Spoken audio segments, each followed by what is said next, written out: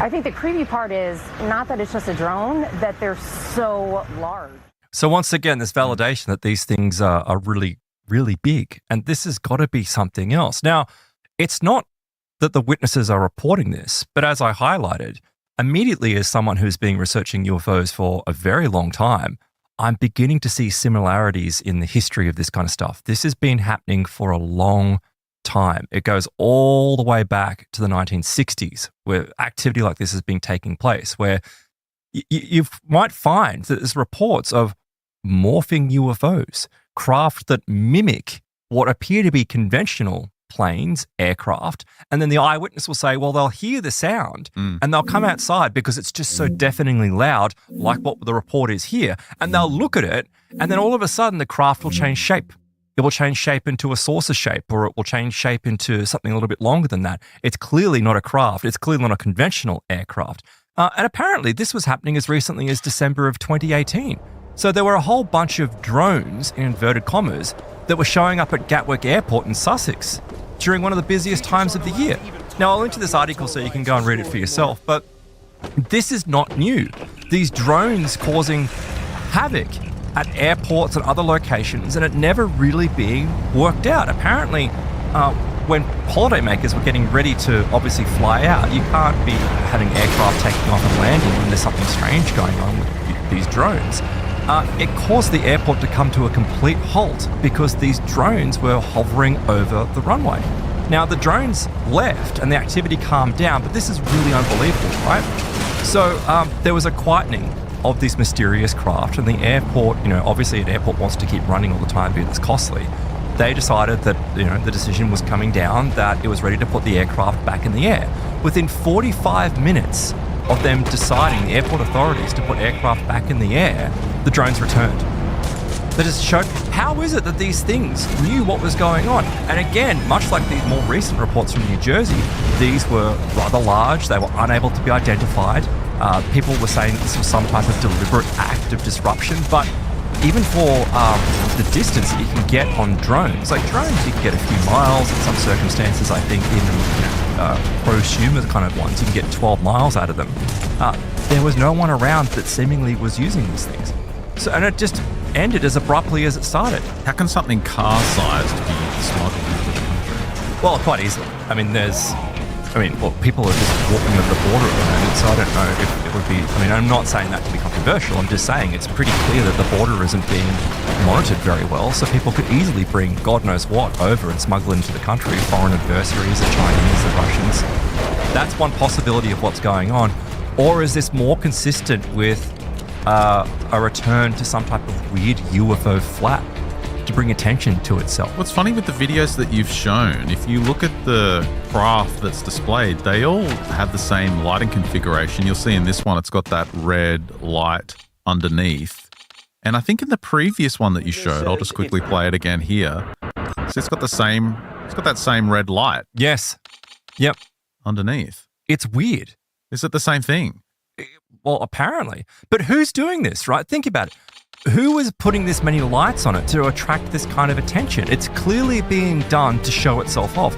And look, I know we're crossing into the realms of ufological craziness, but that's what happens during these flaps. These things deliberately show themselves off. They deliberately get attention.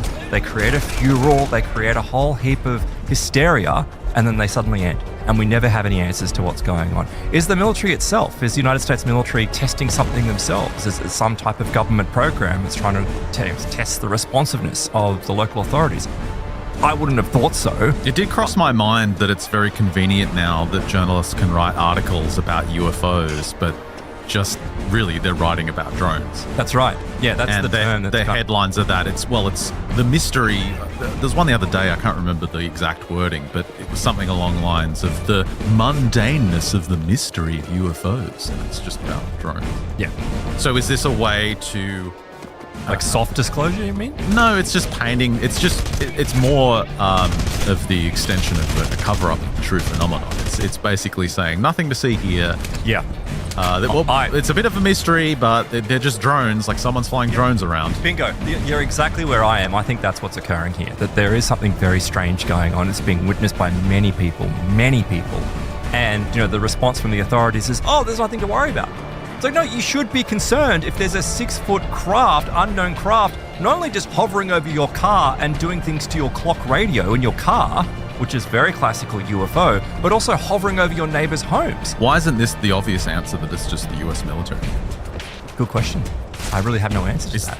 Is that what it is? But surely the US military, if they were conducting some type of exercise like that, they would report it. There would be some form of reporting, there'd be a cover story that would be created. It wouldn't be left to be this ambiguous weirdness which is going. I guess that's true because it makes the United States look particularly weak if it's some kind of foreign force. Absolutely.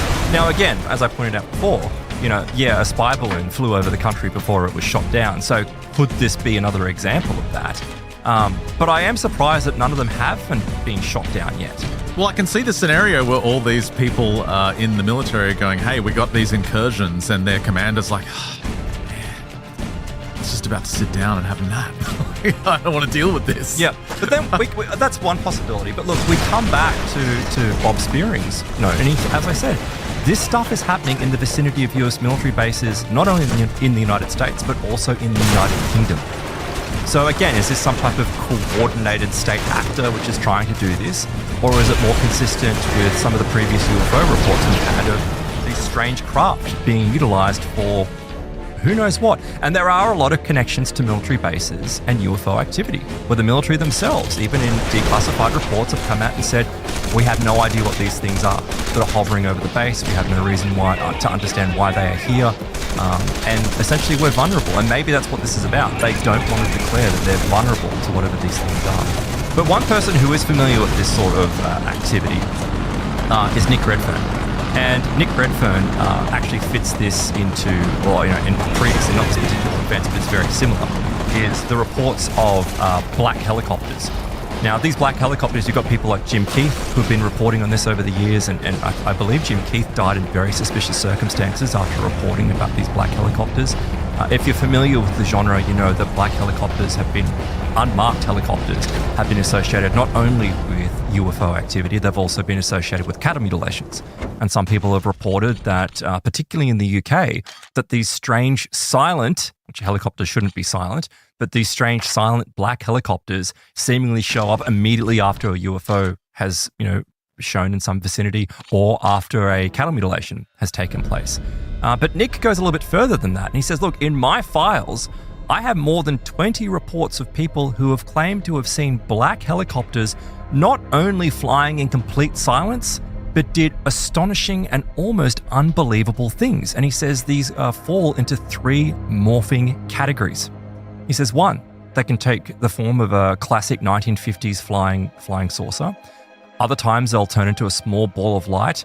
And in his 3rd category, they'll turn into large blinding balls of light that just flash and disappear. So this is like, okay, is this what's going on here? Have we seen any of that from the eyewitnesses in these events? Not yet, right? But one of the other reports, which I didn't get it because we just started recording, one of the latest reports I saw was that also these drones have been showing up over power plants as well. And you've got veterans, you've got, former military veterans who are I shouldn't say former veterans, former military people that are saying,